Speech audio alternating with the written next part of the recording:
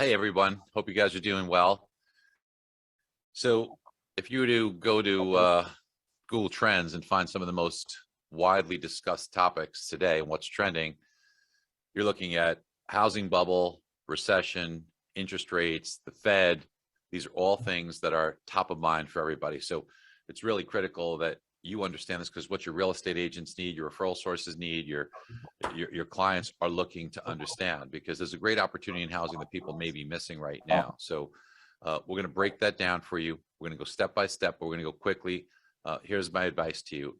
What you're going to learn in the next hour is going to be a game changer for you. It's going to make you a lot smarter than 99% of your competitors out there. It's going to give you a huge advantage. It's going to make you a big resource to your referral sources.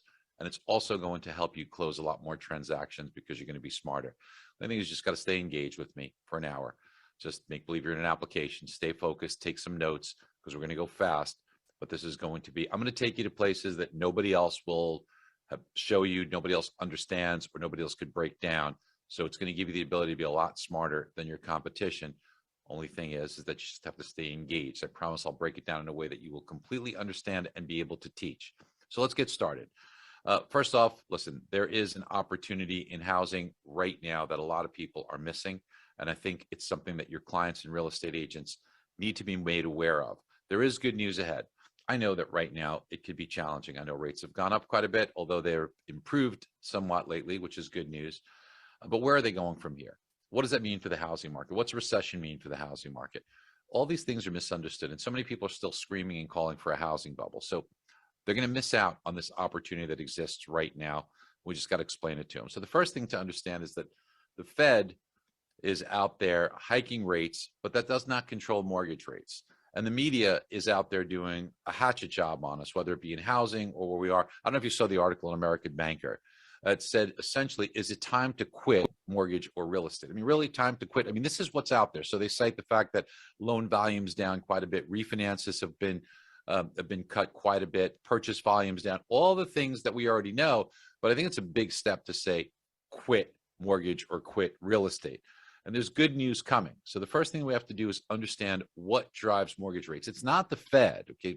The Fed's hiked rates by 1.75%, but yet mortgage rates have come down 1.25% over the past 5 months. So just think about that. So it's not the Fed. Mortgage rates are going to respond to inflation. Inflation is the arch enemy of mortgage rates, because if you're the recipient of a fixed mortgage payment and inflation goes up, well, then the fixed payment you have is worth less and less and less. Your only defense against that is to charge a higher interest rate. That's why when inflation goes up, mortgage rates go up. When inflation comes down, mortgage rates come down. Look at this chart. The pink line here, that's the rate of inflation. So we're going to go back here 5 years. The blue line, that's mortgage rates. So watch, inflation goes up, what do mortgage rates do? They go up. Inflation comes down, what do mortgage rates do? They come down. Inflation goes sideways, mortgage rates go sideways. Even this little blip up in inflation is met with a blip up in mortgage rates. Now, the shaded area here, that was the recession, but a lot of people don't remember the recession because we got hit with COVID just 2 months after the recession. So it was a double whammy for us in the economy. So the Fed came in to rescue us, and they started something called quantitative easing, or QE. They physically bought treasuries and mortgage-backed securities. This is different than changing rates. This is actually buying enough mortgage bonds so that mortgage rates would be, see the 3% number here? This is what they decided to keep mortgage rates at, and they did for that QE period. Now, initially, that was okay. We needed to help, and inflation was low. But something started to happen. Inflation began taking off with very low rates, easy money, and all of the stimulus. So rates start taking off. Now, normally, mortgage rates would move up, but they were pinned to 3% because the Fed kept buying rates. The Fed told us, don't worry about inflation. It's transitory. They were actually begging for more inflation. So many Fed members who are out there right now saying, oh, we need to fight inflation. They were saying, we need inflation. We need inflation to go higher. Remember all those discussions, all the Fed members, Bullard, Mester, Kashkari, and all of them talking about we need more inflation. Well, you got it. Powell tells us inflation's transitory. Then he realizes it wasn't because inflation kept taking off. And then the Fed finally decides to stop quantitative easing. And just on the announcement of it, mortgage rates did what they always do, and that's follow inflation. So notice, once the Fed took off the guardrails and mortgage rates were able to trade freely, what did they do? As inflation went up, mortgage rates went up. Even last spring, when inflation came down, mortgage rates came down. And inflation took off again, and mortgage rates did as well. But since about November, we have seen inflation numbers coming down. And along with it, although it's not a straight line, mortgage rates have been improving as well. So here we are, let's call it somewhere around that low 6 range here, around 6 1/8, 6.25% is probably where we are now, but a lot better than the 7.25, 7 3/8 we were back in October. Now, we talk a lot about inflation, and mortgage rates follow inflation. So what is it? It's simply too many dollars chasing too few goods. And a lot of the dollars are based upon credit. So the Fed wants to fight inflation. So they can do this by making credit more difficult to obtain, not by guidelines, but by making there be less of an incentive. If they want you to borrow more money, they make rates lower. But when they want you to borrow less, they make rates more expensive. So while they don't control mortgage rates, what they do control are things like credit cards, personal loans, business loans, car loans. And because of this, people are paying more on their home equity loans as well. So that's less discretionary money to spend on things. So that's less money in the economy. And even on buying decisions, when you think about just a buying decision, let's go back in time. Let's go back 9 months. Somebody wants to buy a vehicle. They say, I got this beautiful vehicle here. How much is it? They go to the dealership and it's $60,000. But we buy things in this country by saying not so much how much is the cost, but how much is the payment. And 9 months ago, that payment was about $600 a month. So what do they say? They said, I'll take it. What does I'll take it mean? No money changes hands. They simply sign and drive. That's because somebody at a bank makes a few magical keystrokes and poof, $60,000 gets created out of thin air. That's more money creating. What's inflation? Too many dollars. Now you take this and multiply this by 5 million, 10 million, 15 million vehicles, and you get hundreds of billions of dollars that's created out of thin air. But now over the past 9 months, the Fed's hiked, making interest rates higher on things like car loans. So if the neighbor of that vehicle sees this car being parked outside for the past 9 months and says, hey, that's really nice, where'd you get it? They send them to the dealership. They see the same car, same color, same price, but now the monthly payment's no longer $600, it's $1,000 a month. And that family says, oh, hold on, at $1,000 a month, maybe I'll just keep driving the car I have a little bit longer. So they don't have somebody make a few magical keystrokes, and they don't create $60,000 out of thin air and multiply that by millions of people. And you start to see what the Fed action does by hiking rates. It pulls money out of the system. This is exactly what the Fed wants to do. It's called demand destruction. But now we also see people having places to save money. You could go to money markets. You could go to treasuries. You can go to CDs. Now, before, rates were so low 9 months ago that people say, I'll spend it instead of saving it because I don't have an incentive to do so. But now you can actually save it instead of spending it. Heck, you can get about 5% on a 1-year treasury. That's a pretty good rate of return and something safe. So that's pulling money out of the system. And what this is also doing is causing part of the problem with banking, because when you have banks like Silicon Valley Bank and others, they're seeing deposits leave for things like treasuries and CDs. And those deposits, we have a fractional banking system. So those deposits, if you have less of them, that's less money you could lend. This is credit contraction that we're seeing. It's going to head us into a recession. But what it's also going to do, this credit contraction, is it's going to put us in a position where banks are tightening up. It's already happening on not mortgages, but things like credit cards and car loans. So those credit cards, remember people used to get increases in balances. Those balances are shrinking now because banks can't lend as much. Remember, the mortgage market's different than bank lending. Also, the supply chain's fixed. So a lot more goods on the market. So inflation is coming down, and it's going to come down faster. The problem is that inflation, a big chunk of it, is based upon shelter costs. Now, what are shelter costs? They're rents, and if you own a home, owner's equivalent rent. Inflation does not measure home values. It does not measure mortgage payments, mortgage rates, things like that. It considers housing or shelter a service, which means it takes into consideration rent and owner's equivalent rent. Now, this can help us, as we know, as I mentioned to you, remember, mortgage rates follow inflation. So if we take a look at the consumer price index, we're going to get this released next week as well, in the most recent one. And we take a look at the core consumer price index that takes out food and energy prices, because if the Fed moves rates up and down, they're not going to be able to affect things like the bird flu, weather, OPEC cutting production, raising production. So they stick with something called the core. Shelter costs make up 43% of this. So it's going to have a big influence. So let's understand first how inflation's measured. So if we take the CPI index, the Consumer Price Index, what this does is it measures a basket of goods and services, and it measures the change in price from one year to the next. So let's just say if the cost of that basket of goods and services is just dollars, and over the next year, each month it goes up a little bit, a little bit, a little bit. And then at the end of the year, when you add all these up, that gives you the year-over-year rate of inflation. So I'm going to take a snapshot in time and go back to May of 2022. And what we see is back in May of 2022, we get inflation at 5.8%. Now, just so happened the 30-year fixed mortgages were right around the same level. Now, they don't always track this closely, but the direction moves in the same. So, of course, CPI goes up, as you'll see, then mortgage rates will go up. And if inflation goes down, mortgage rates go down. So as we move through time here, we have the most recent 12 months measurements, and each month went up by this amount.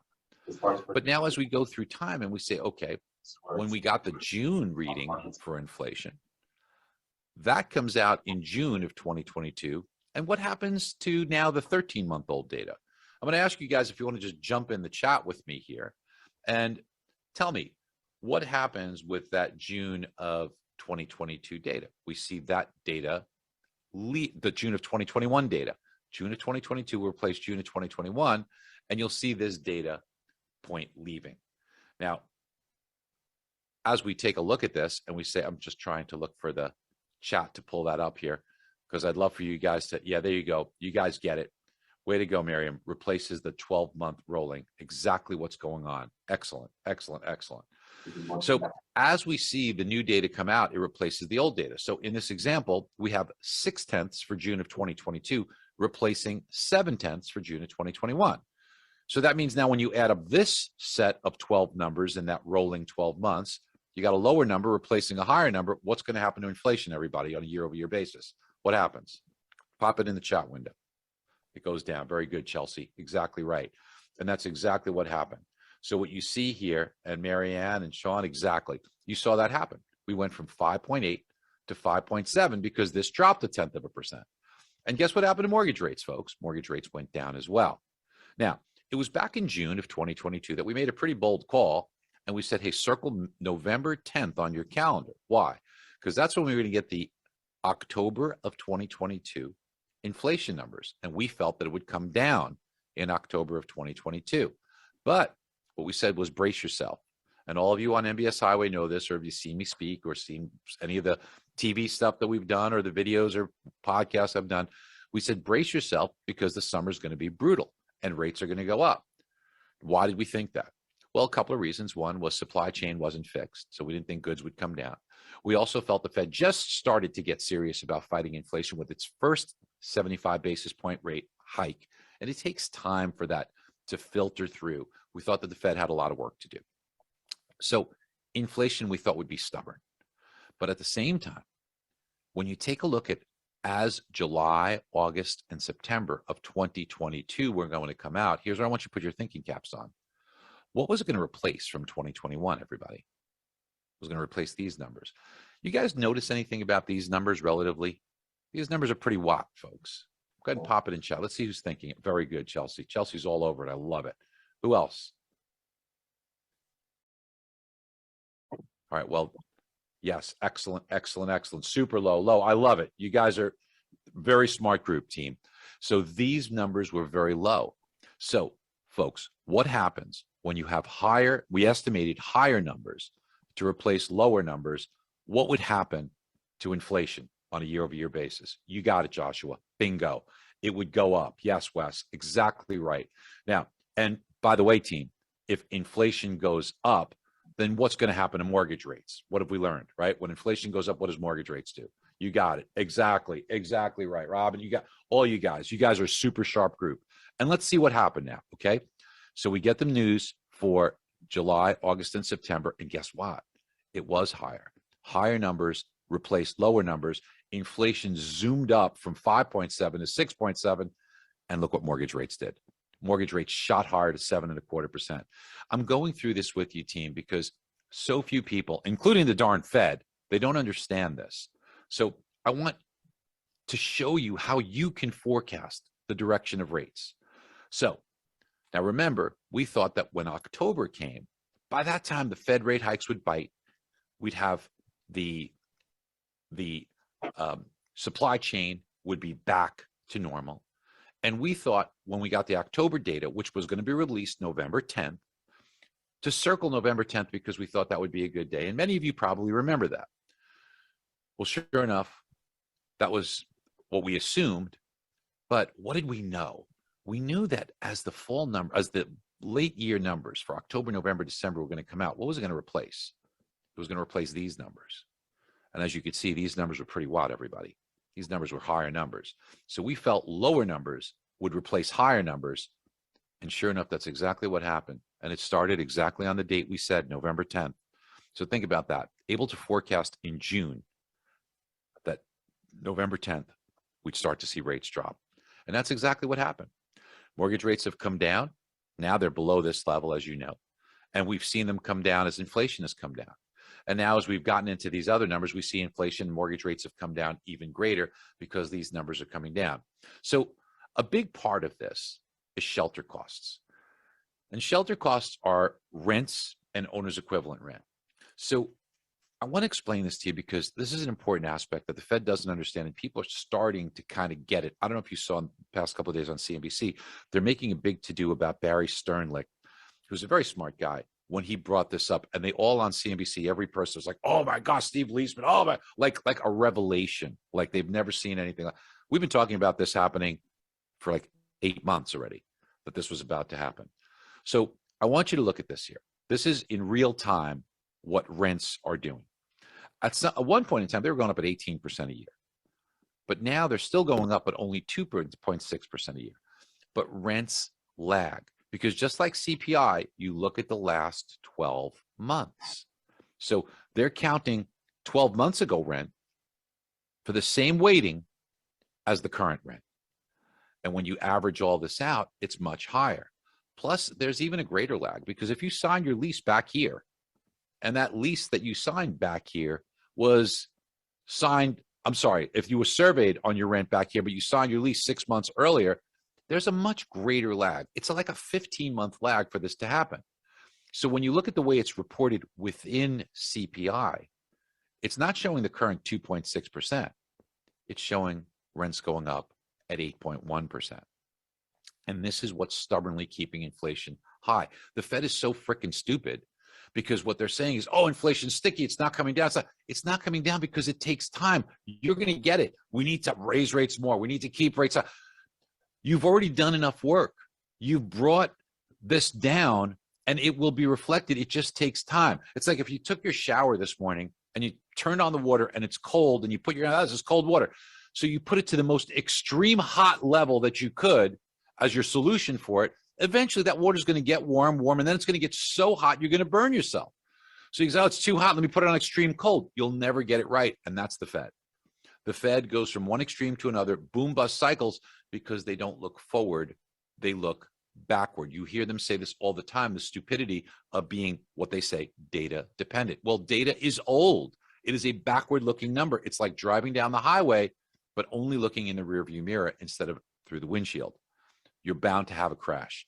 And that's why they crash us. That's why they put us into this mess, because they kept rates too low, too long, because inflation was going up and they ignored it because they looked at the backwards data. Now inflation's coming down and they're ignoring it. So they created this mess and they're going to crash us into a recession. So you could do a mathematical calculation on this, actually. If you took the 8.1% that it's reported in CPI and deducted it from where it's actually heading, it's a difference of 5.5%. Now, if you take the 43% weighting that this has within core CPI would be 3.1% versus 5.5. Now, I know the Fed wants to get closer to 2, but they're fighting this war at 5.5% when we're already should be at 3.1, and things are going to eventually come their way. They just don't understand it. They're going to go too far. Look, folks, you know, if you follow hockey a little bit, maybe you've heard the name of Wayne Gretzky, probably one of, if not the greatest hockey player ever. And there was a famous quote that he had that rather than go to where the puck is, he was going to where the puck was going to be. The Fed doesn't just not go to where the puck's going to be. They don't even go to where the puck is. The Fed skates to where the puck was, which is absolutely asinine. Now, team, let's together forecast when rates are going to come down and why. And the good news is it's right around the corner. So what I'm showing you here are the CPI numbers for the first half of 2022 up top. On the bottom, what we're seeing are the CPI shelter components for 2022 for the first half on the bottom. So this is what's going to be replaced the first 6 months of this year. So these are the thresholds we have to overcome. Now, back in January, when rates kind of started inching up a little bit, and certainly in February, one of the problems that we had was it started February with mortgage rates going up because we had a jobs report that I'll get into that overstated the amount of jobs. And we also had on Valentine's Day, if you remember in the throes of rates going up, inflation numbers that were stubborn.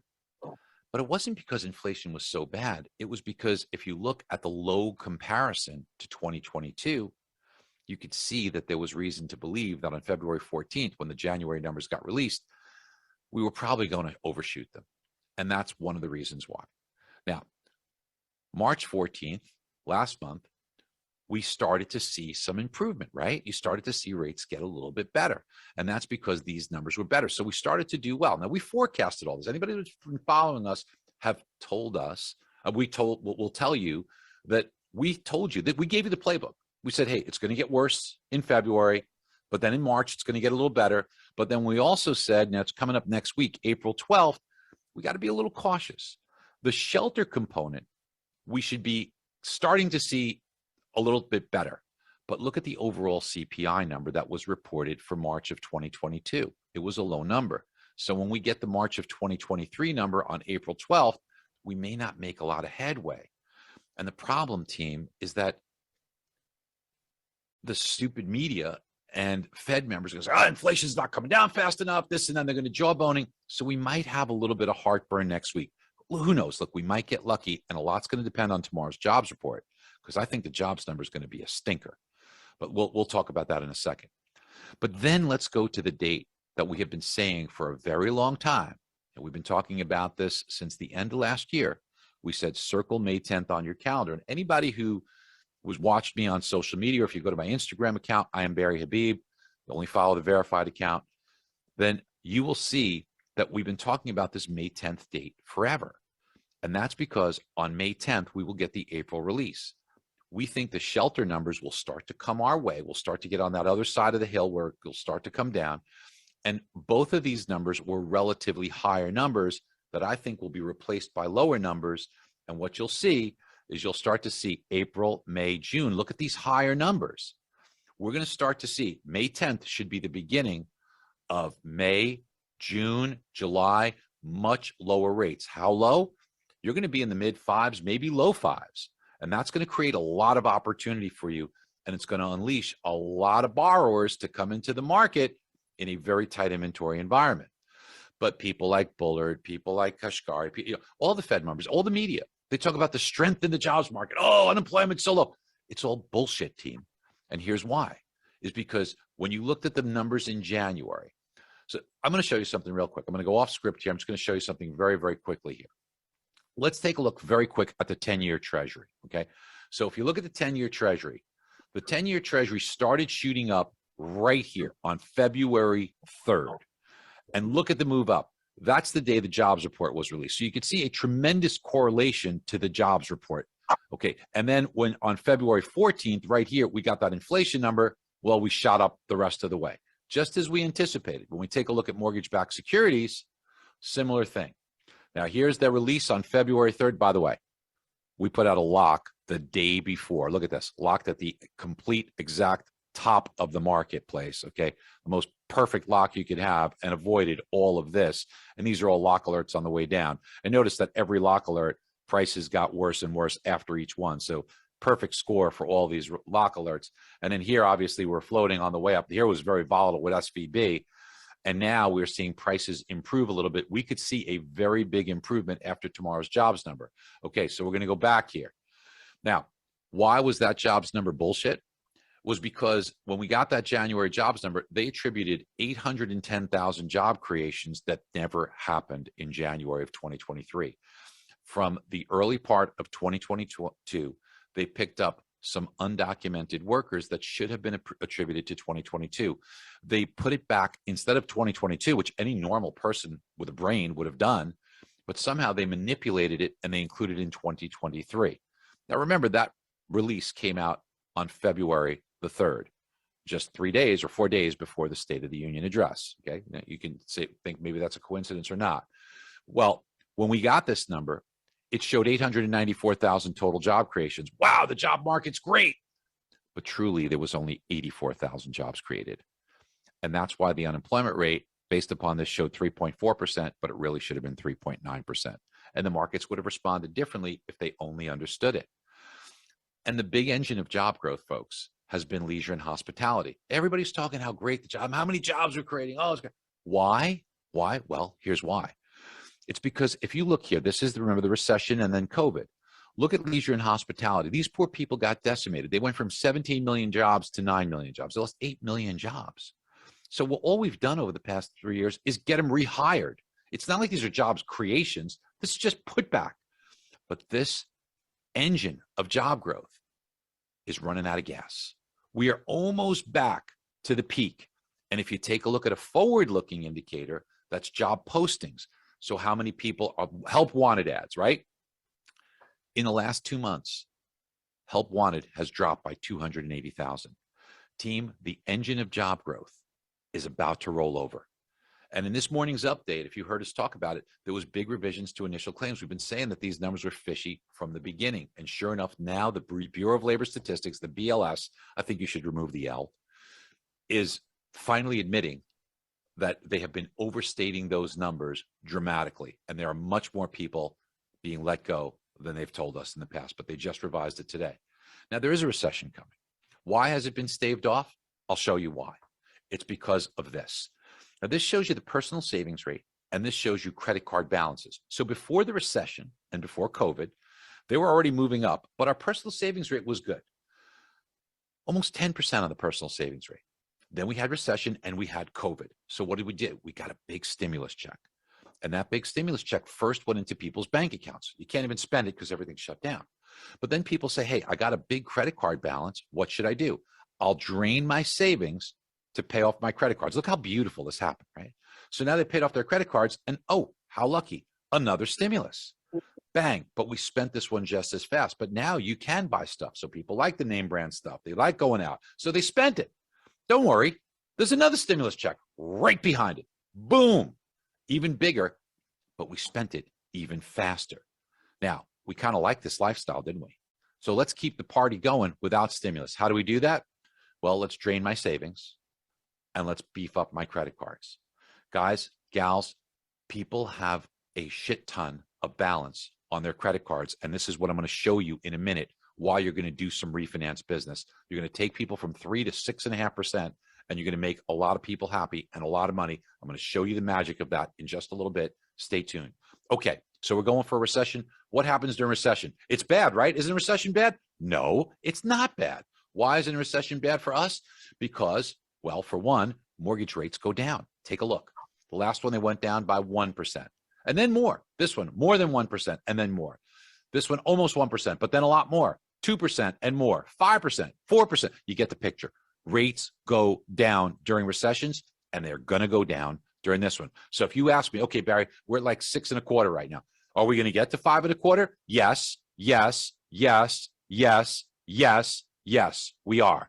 Okay, but isn't a recession bad for real estate? Because that's what everybody says. Well, let's look at the facts. The last 9 recessions, I'm going back 70 years here, team. 9 recessions, 8 out of 9, real estate values went up and up more. Let's break down why. It's because what happens that's bad about a recession? People lose their job. So if the unemployment rate goes up 1%, about 1.5 million people will lose their job. That's very unfortunate, of course. And let's say that those people would no longer be very interested in purchasing a home at that point in time until they find another job temporarily. But for every percent drop in interest rates, 5 million more people become eligible. Of course, not all of them are going to buy, but now become more eligible. So those that are not eligible, perhaps 1.5 million, are overwhelmed by the 5 million who are eligible. That's why values go up. Okay, so what happened here? Everybody points to this one. Everybody, right? What happened here? Well, this was not about the recession. This was about too much supply and not enough demand. Let me show you. How do you measure supply? Supply is measured by the gold bars here. And these gold bars are homes that are completed by builders. That's how you measure supply. The demand are people forming a household. How do you form a household? Imagine you got mom, dad, and a kid living in one household.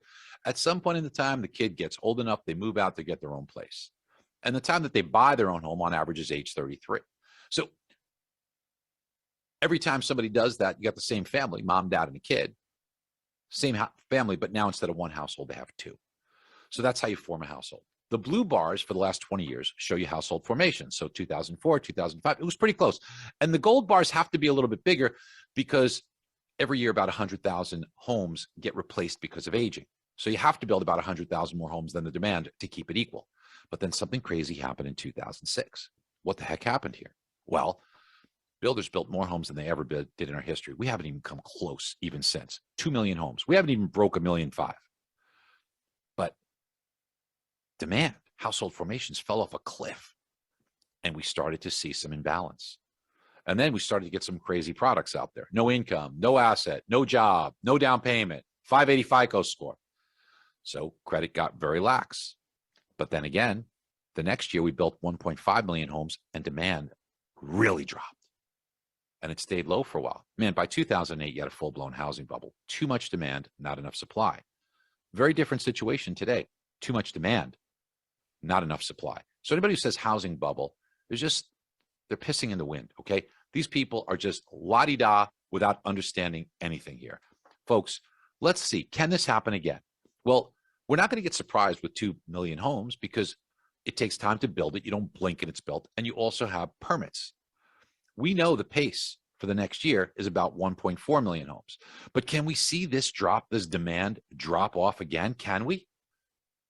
Well, let's see. These are 33-year-olds buying a home. I wonder, did something happen 33 years before this to birth rates? So this was 2006. So 33 years before that was 1973. Anybody know what happened in 1973? Well, birth rates indeed did drop. Look at 1973. Huge drop in birth rates. And that's because, now listen, team, everybody gets so darn sensitive today. Okay, I'm just going to give you a statistical reason. I'm not taking an opinion. I'm not taking side. Abortions were legalized in 1973. Fact. As a fact, births dropped, of course. And then you could see they finally settled here, but we had a huge drop in birth rates. So 33 years later, you had less 33-year-olds as a result. But now, here's where we are.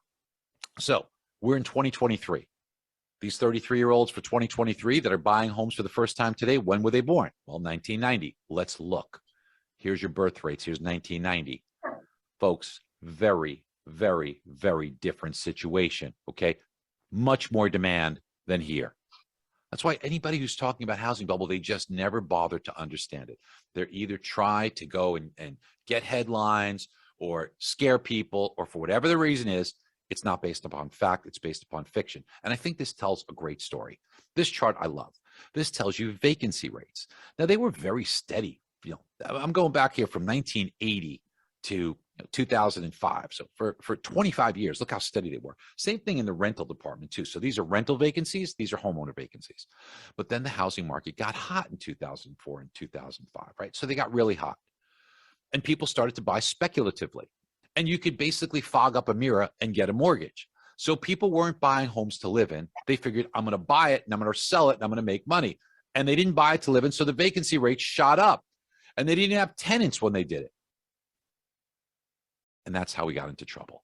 Remember the movie The Big Short? They had the go-go dancer. Oh, I've got 5 homes and a condo as she's shaking her stuff, right? Well, today it's very different. Vacancy rates, you could clearly see what we're having here. People are buying homes to live in or buying homes for people to rent out. And people are not just at low vacancies, all-time low vacancy rates. Here's the big one. Yeah, it's just like 2007. Prices went up. We got everything. Oh, really? In 2007, you had 4 million homes in inventory. Today, there's less than 1 million homes in inventory. And our population's increased by 30 million. You have 30 million more people, and you got 3 million less homes. How are you going to have a bubble? And by the way, when I talk about 980,000 homes, less than 1 million in inventory, over 40% of them are already under contract. You know how many homes are available? 563,000 active listings. How does that stack up? You tell me. Here's where we are. This is more normal. More normal is like 1.4 million, 1.3 million. We're at 500,000. We're less than half the inventory. That's why you can't find anything out there. And then all this talk about foreclosures, this and that. Folks, 58% of a home's value is equity. The average LTV today in the United States is 42. In 2008, the average LTV was 81. Very big difference. So all this crap that they spin out there in the media, you have to be the defender. You have to show your customer the opportunity that exists. Now, here's a big one. Affordability. It's not affordable. It's not. Okay, rates have gone up. I get it. So in 2021, average mortgage rate, 3.75%. If you were taking out a loan of $400,000, that gives you $1,850 a month in payment. So we've seen prices appreciate since then. So if you need a 420 mortgage today, to buy what you used to buy with a $400,000 mortgage for that 5% appreciation. And let's say 6.25% rate. So the payment's higher by $736 a month. Hey, you can't argue with that, right? But they never talk about things like, what about the change in income? So in order to qualify for this, according to Fannie and Freddie, the average income, not the qualifying income, pardon me, the average income, according to Fannie and Freddie, is thinking two income earners earning about, $50,000 a year. So about $9,000 a month in household income. Well, we have good data from ADP. They measured 25 million records, and they say your income's gone up by 6.9% year over year.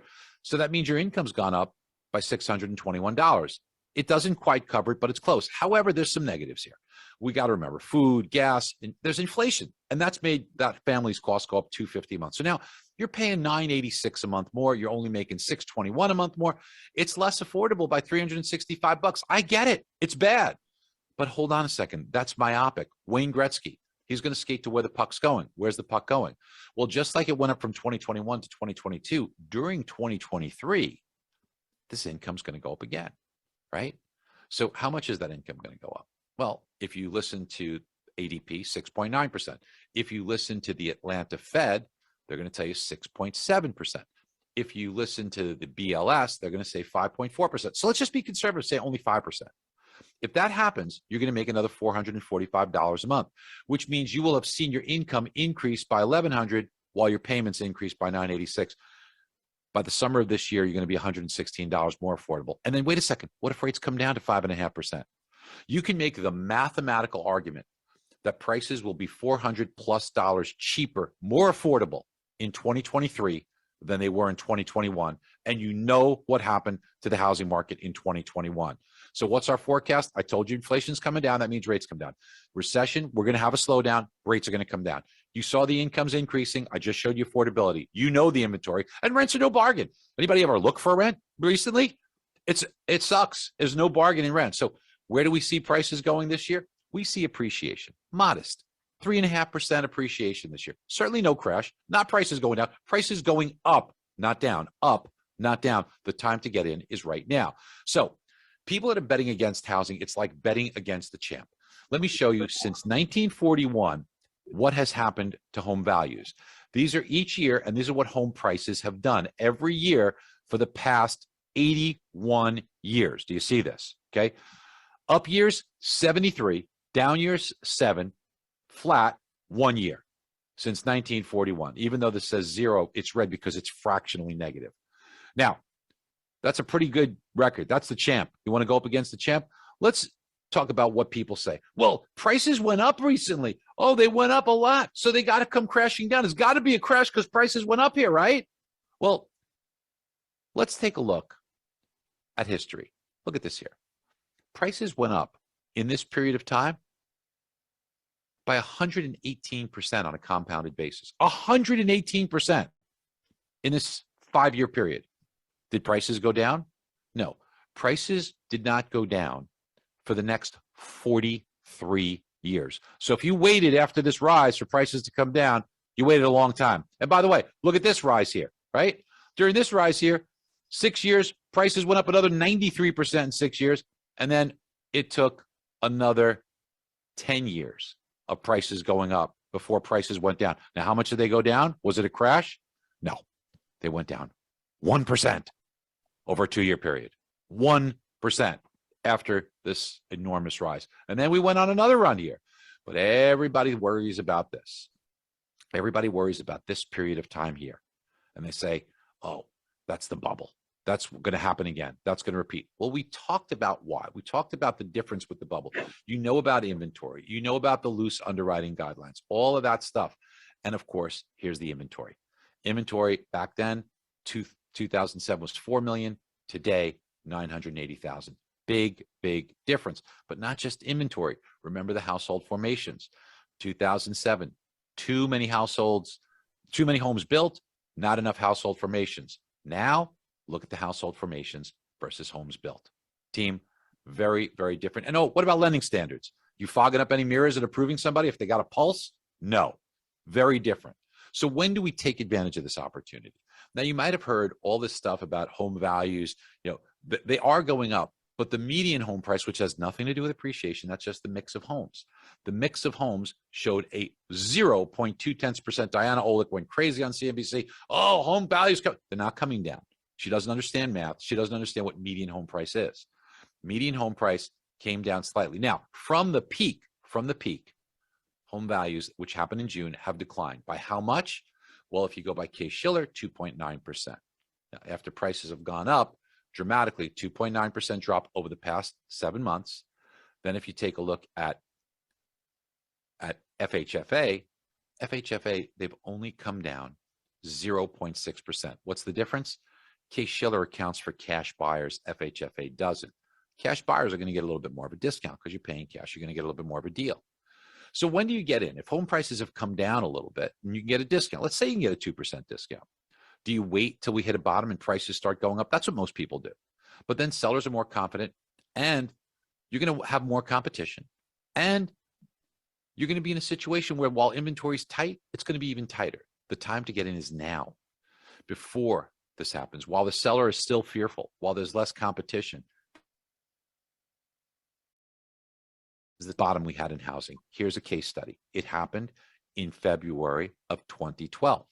So 13 years ago, you see it kind of slowed down, but then notice how it picked up. How much was this pickup? It was 8% in the next year. I'm only forecasting 3.5%. The last time was 8% in the next year. Maybe it'll be more than that. You know why? Because in 2012, there was 2.4 million units in inventory. Today, 980,000 and over 40% of it are under contract already. Team, this is a very clear picture to tell your customers. Look, this sets a perfect opportunity that you can help people with. How can you help them?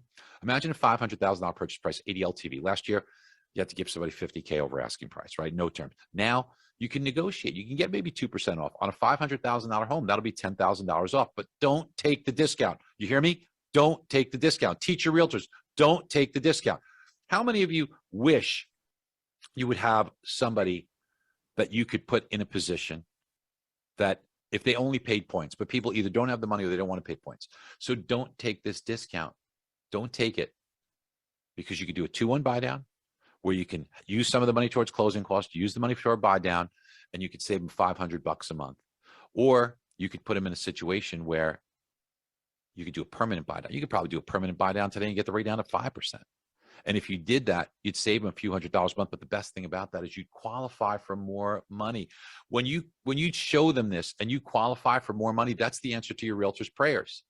Because a lot of their customers want to go into a higher bracket, but they can't. If you do a permanent buy down, you can qualify them to much more money.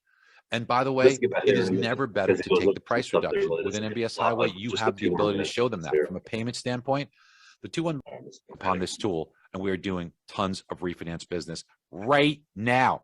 This week, today, they're doing it. Now, some people are going to say, oh my gosh, I should rent. Maybe I should, wait and rent. Really? This is what you have to show your realtor. By the way, every single one of these is a great way for you to present to realtors. And with MBS Highway, we give you all these presentation tools.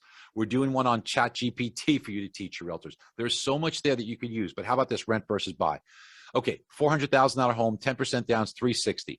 Let's say the rate's 6.5. I know it's cheaper, but let's just say, and they're going to live in the home for 9 years and they're never going to refinance. They're going to keep this rate. So let's make it ugly. Now, let's throw in all the costs that nobody talks about. Your taxes, let's say they go up 2% a year. Let's say your repairs, which if you're renting, you don't have to take care of, are $2,000 a year. And then the cost to sell, but not based on today's value, based upon the appreciated value. Let's contemplate all those things. And the value, let's base it on the historical average for the last 63 years of home values going up at 4.75% a year. So if we have all that, let's make the rent cheap. So on a $400,000 home, it should be over $3,000 a month. Let's say they're getting a steal at $2,900. And historical rental increases are 5%. Let's say it's 4% because it's closer to that right now. So let's just say it's 4%. Well, should I buy or should I rent? So he's going to say, well, if I rent, it's $500 a month cheaper. It's smart, right? But notice how that rent goes up by the 5th year. You're paying more in rent already. And over the 9 years, it's cheaper to buy. But it's really much cheaper because nobody talks about the principal portion of the payment, which is your own money. It's a forced savings. How much is it? It's $48,000, folks. And nobody talks about it. $48,000. Show it to them. Now, how about the big one? How about appreciation at just 4.75% a year? How much appreciation will I have? It's hard. It's hard. This 4.75 compounded 400. You can't. That's why Albert Einstein said it's the 8th wonder of the world. But you got to show it to your customer and realtor because they'll never figure it out. It's $207,000. That's right. Life changing. 9 years from now, this $400,000 home will be worth 607. Now let's take the hit for selling and paying 6.5% and 6% on it. So, but you do get a tax break. So what's the deal? The net gain over the 9 years is $216,000. I'm gonna pause it right there because this is like a huge number for that you can show to your clients that are talking about wanting to possibly rent versus buy. Right here, over a 9-year period, the difference is $216,000 in their pocket just by owning a house, even at the higher interest rates versus renting. Huge number. Remember, we threw the kitchen sink on all the negatives. We said the rent was below market. We said they never refinanced from 6.5%. This is really, truly, if you took real numbers, well over $300,000 savings. And starting year 2 and every year, it's a plus. Look, Mr. and Mrs. Klein, if you're going to be moving within a year or so, rent, of course. The cost to buy and the cost to sell are too much. But if you're going to be there 2 years or longer, why in the world are you not buying this home? Well, I don't like 6%. Well, do you like $260,000? I mean, where's the smart decisions here? And by the way, this is what you have to co-brand with every realtor to help them when they go on a listing appointment, to help them when they present to a buyer, to help them on social media. This is where he goes on and he starts talking about MBS Highway, which is his platform and all the marketing stuff that they have, which is great. And we have that to share with you. So, yeah, that's it. So I'm gonna stop it right there real quick. Bear with me while I turn on the lights. All right, so thank you for sitting through that. I know it was a little, he's very technical with all of his stuff, like numbers and all that kind of stuff. I hope you guys were following along and it was informative for you guys. Yeah, so we went over all that. Obviously, it took a little while to get into the housing, but hopefully you paid attention long enough to see that. Obviously, the number 2 question I get is housing market, where it's going to go. He pretty much spelled it out right there. We're not going to see another bubble. It's not going to go back down like it did back in 2007, 8, 9, and all the reasons why. So after all of that, do you guys have any feedback, any questions, anything whatsoever about any of the stuff that was on there? I know it was a lot. And once again, thanks for Cindy. Yes, Cindy. So when you spoke about not taking the house is 200. Mm-hmm.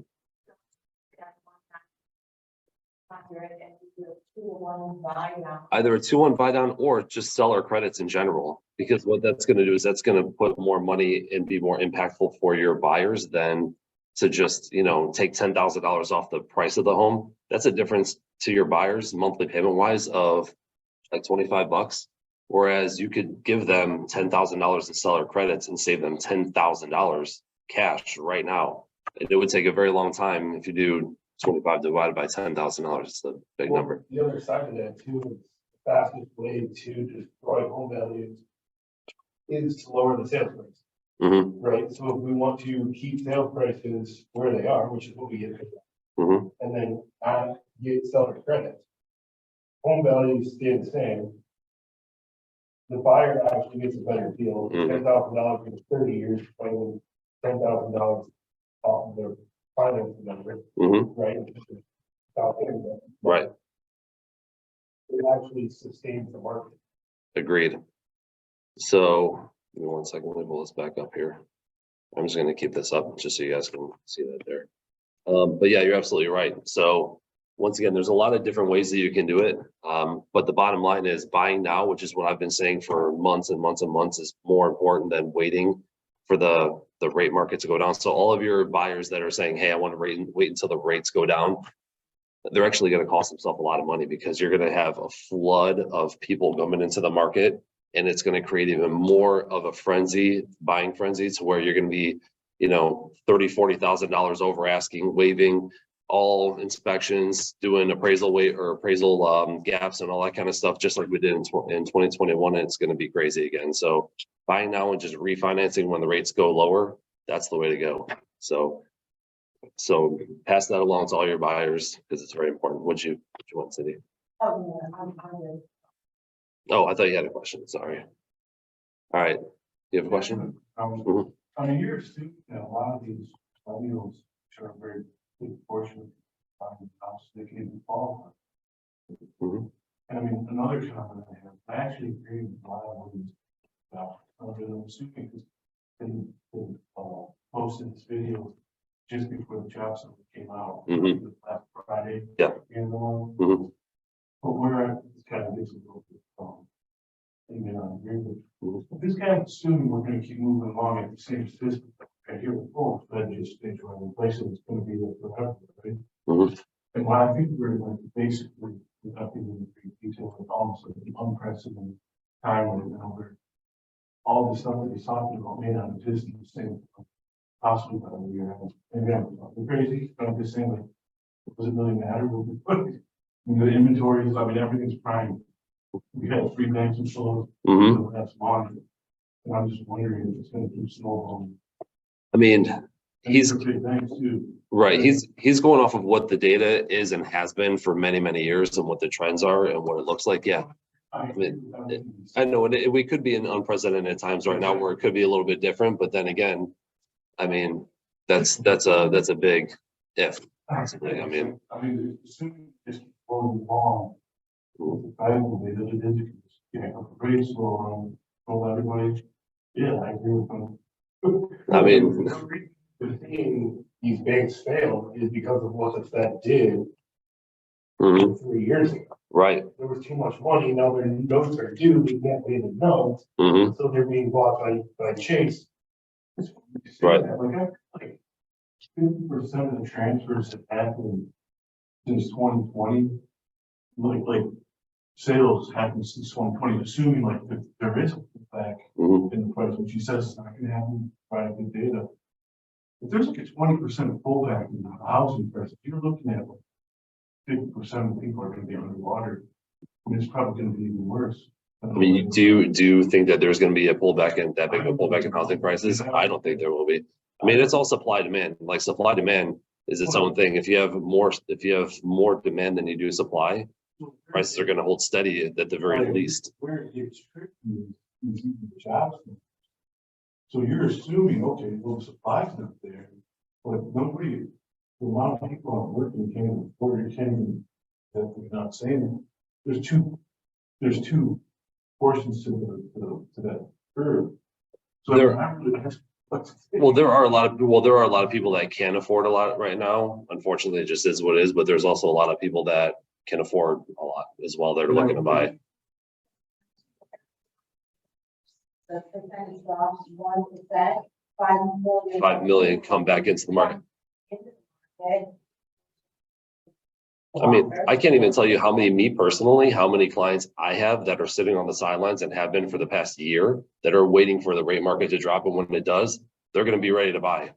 I mean, that's just me personally. Multiply me by how many, thousands of loan officers and lenders are out there right now. So Well, I think to your point about people being underwater, I think the only people that we're seeing that are currently underwater, the people that bought in 2020 and 2021. That hey, it's the people that did the $30,000, $40,000, $50,000 appraisal gaps over. that paid that took money out of their checking account, savings account just to buy the house. That's money that they're never getting.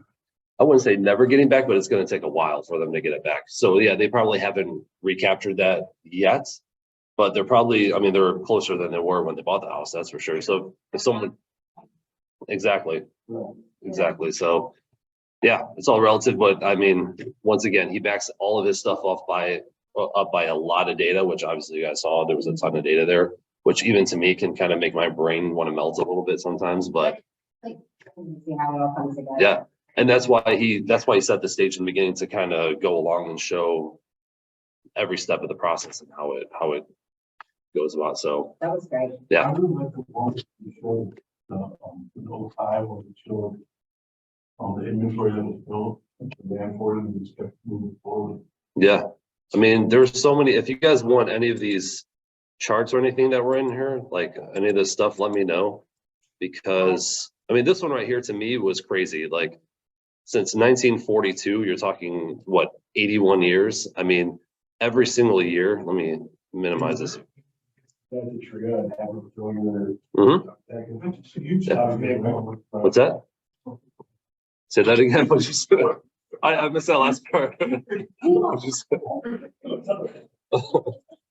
No, but this is Household pretty formations amazing. versus homes. Again, but yeah, like Team. look at this. Every single year it's gone up. I mean, That would be so great to show clients. he's all over the place. I mean, he's no, this was not a YouTube video. No, we paid this guy $25,000 to do this presentation to us 2 weeks ago. It's very expensive to have it. He literally did it just for Keller Home Loans for our company. So this is like, you know, this was just for our team. This is not a YouTube video. Yeah, well, no, he did it live with us, but this was this is a Zoom recording of the live that he did with us, which is why he, you know, was saying, oh yeah, put it in the chat and all that stuff. So, but yeah, and he was also our keynote speaker at Family Reunion in February. So I got to meet him live, very down to earth guy, very nice. And he did 2 sessions in California, Family Reunion for us. And it was awesome. We had a huge turnout for both of them. So yeah, a lot of good information here. So if you want any of this stuff, this right here, I will actually, I'm gonna take your thing. I know, I'm gonna say, hey, listen, I came up with this all on my own. Rich did not tell me to do this, but yeah, I'll send it out. So do you guys have any other questions or comments, feedback, anything at all about that, or? Yeah, no problem. I figured it was very informative and kind of, like I said, went over all the entire landscape of what should be coming down the line here, which once again, there is that X factor of it could be unprecedented and change everything, but I don't think we're going to see that. I mean, I think.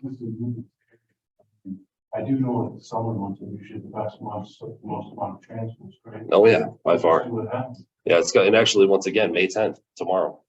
Tomorrow's the report that's going to be the 13-month lagging indicator report. Let me go back to it real quick here. No, you're fine.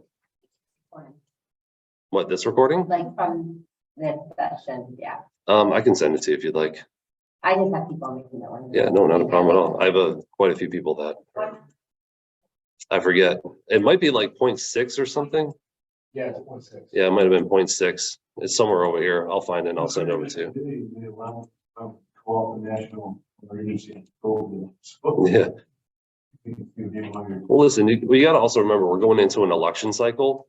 So anytime there's an election cycle, they try to make the economy seem better. It's like, you know, they try to pretty it up a little bit. So you're going to see a lot of things start getting better in all factors very soon, you know. So just remember that as well. That's another thing that he didn't even touch on, but it's true. So that on top of everything else, you're going to see things start to get better. So for all your buyers, good news is around the corner. Rates are going to come down. They can afford more houses. You're going to get a lot more people reaching out to you. The bad news is you're going to be competing probably at like 20 to 30 bids per house again.